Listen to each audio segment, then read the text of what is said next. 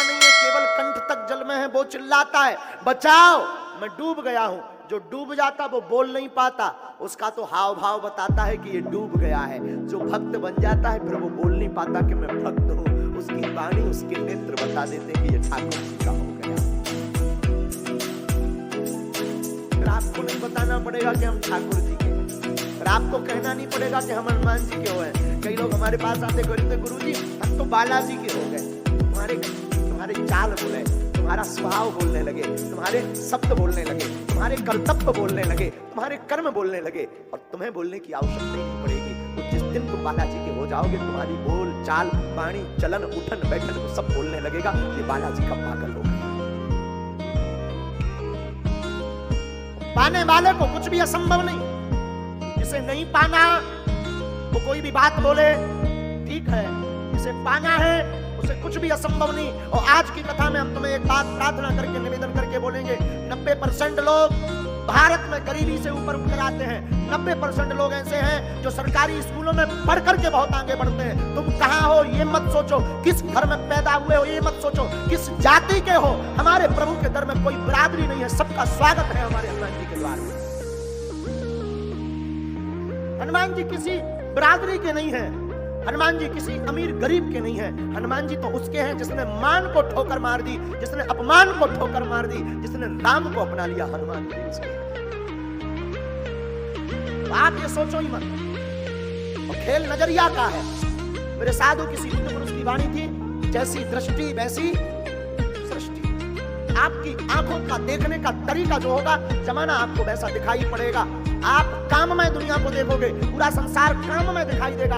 आप राममय देखोगे, आपको हर बंदे में राम दिखाई पड़ेगा। खेल नजरिया का है। नजरिया बदलो, दृष्टि बदलो, आंखों को बदलो। आंखों का बदलने का मतलब है तुम आई का ऑपरेशन मत करवाना। आंखों का बदलने का मतलब ये नहीं है कि तुम हॉस्पिटल जाकर के ये गड्ढा निकाल के बकरे का लगा कर आ जाओ। नहीं, आंखों का बदलने का मतलब देखने की सोच, थिंकिंग बहुत शार्प और बहुत पवित्र होनी चाहिए। किसी गांव में एक व्यक्ति के पास घोड़ा था। उस घोड़े को आदत थी हरी घास खाने की। जून के महीने में घास की कोई व्यवस्था नहीं। जिसके पास घोड़ा था, घोड़े का मालिक परेशान। गांव में कोई महात्मा आए थे, तो वो महात्मा के पास गया, बोले महाराज क्षमा कीजिए, हमने सुना आप तंत्र मंत्र बहुत जानते हो, कोई ऐसा मंत्र का ताबीज दे दो हमें। हमारे घोड़े को हरी घास खाने की आदत है, जून के महीने में कहां से लाएं, तो ये सूखी घास खाने लगे, ऐसा कोई मंत्र मारो। महात्मा ने कहा माफ करना, इंसानों के लिए तो मैंने मंत्र सीख रखा, घोड़ों के लिए नहीं सीख पाया। अभी घोड़ों के लिए कोई मंत्र की व्यवस्था नहीं है। एक काम करो, उपाय बता सकता हूं। हाँ वही बताओ, तुम घोड़े के नाप का एक चश्मा बनवाओ, उस चश्मे का लेंस हरा रखो, ग्रीन कलर का, बस उसके सामने पहले सूखी घास डालना, फिर वो अपना चश्मा पहना देना, उसको ठीक ठाक नाप का बनवाना, बांधने वाला, सॉल्यूशन हो जाएगा। व्यक्ति ने सोचा ट्राई टू करना तो चाहिए। व्यक्ति गया, घोड़े के नाप का एक चश्मा बनवाया, ग्रीन कलर का, हरे कलर का लेंस रखा, उसी घोड़े के सामने जिसको हरी घास खाने की आदत थी, सूखी घास डाली, घोड़े ने नहीं खाई। चश्मा उठाया, चश्मा पहनाया, बांधा, लॉक किया। घोड़े ने जैसे ही चश्मे से बाहर देखना प्रारंभ किया, तो जो सूखी घास थी वो हरी नजर आने लगी, क्योंकि लेंस का कमाल था। घोड़े ने कहा बात बन गई, और घोड़ा खाने लगा।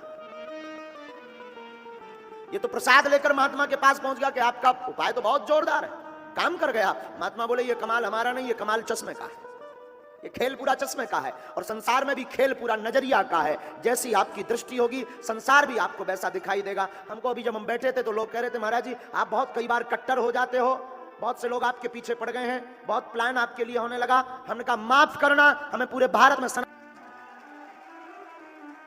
हमको सनातन के अलावा जो मिलता हमें लगता है ये सनातनी है। तो एक व्यक्ति ने बहुत प्यारा तर्क किया हमसे, हमारे ही अपने परिकर में से। उसने कहा महाराज आप सनातनी देख पा रहे हो, पर दूसरे धर्म के लोग, हमका धर्म तो एक ही है, सनातन है, बाकी सब पंथ और मजहब है, हम मानते ही नहीं। तो लोगों की अपनी अपनी दृष्टि, आप जिस दृष्टि से देखोगे, बागेश्वर धाम को आप बालाजी की दृष्टि से देखोगे तो बालाजी दिखाई पड़ेंगे। आप अगर पाखंड की दृष्टि से देखोगे तो आपको डगडग पर पाखंड दिखाई पड़ेगा। आप अगर ढोंग की दृष्टि से देखोगे तो आपको प्लांटेड लोग नजर आएंगे। आप अगर अपनत्व की दृष्टि से देखोगे तो आपको अपना घर दिखाई पड़ेगा, और जिस दिन तुम समर्पण की भांति दृष्टि से बालाजी को मानने लगोगे उस दिन घर पर बालाजी की सेना नजर आने लगेगी। अब आपकी दृष्टि क्या है? हमारे हनुमान जी, माफ करना, हवा का कोई आकार नहीं होता, जल का कोई आकार नहीं होता। जल नदी में बहता है तो नदी का जल होता, जल समुद्र में पहुंच जाता तो समुद्र का जल हो जाता, जल घड़े में भरता है तो घट का जल होता है, जल कुआं में रहता तो कुआं का जल होता।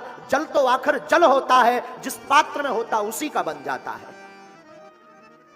उसी प्रकार आपकी दृष्टि जो होगी, आपकी सोच जो होगी, आपके पाने का जो जुनून होगा, आप वही जिंदगी में पाएंगे। और आज के सूत्र को मैं विराम करने के पूर्व निवेदन करूं, मेरे साधु, मेरे माई बाप, फिर से कहता हूं, यहां से आज की कथा से तुम कुछ लेकर जाना या ना जाना, जिंदगी में कुछ भी असंभव नहीं है, यह सोच जरूर घर लेकर जाना। सब खेल नैनों का है। किसका खेल है? आंखों का। और आंखों का खेल है तो ठाकुर जी से नैन लड़ाते हैं। कौन कौन कन्हैया से लड़ाना चाहता नैन? ओ मेरे नैना। जय गुरुजी। जय गुरुजी। गुरुजी, कल मैं आई थी अपनी मम्मी को लेके आपको देखने के लिए। लो बेटा, हमें देख लो। आप बहुत प्यारे हो। हाँ ठीक है गुरुजी, हाँ। मैं आपको सच्चे दिल से भाई मानती हूँ। थैंक यू वेरी मच मेरी सिस्टर। दोस्त भी आई है आपसे मिलने। ये द्वारका से आई आपसे मिलने। द्वारका? हाँ जी। बहुत आशीर्वाद। कोई नमस्ते प्रश्न गुरुजी। है? हाँ, पूछ गुरुजी से। गुरुजी, हमको ब्लेस कर दो। हमें बस क्या कर आपका दो? आशीर्वाद चाहिए गुरुजी। आशीर्वाद दे दो हमें अपना। अच्छा, आशीर्वाद तुम्हें भी है और सब हाँ है। मैं आपके धाम भी आई हूँ गुरुजी एक बार। कब? मैं अक्टूबर में आई थी लास्ट ईयर। बालाजी के दर्शन करे थे?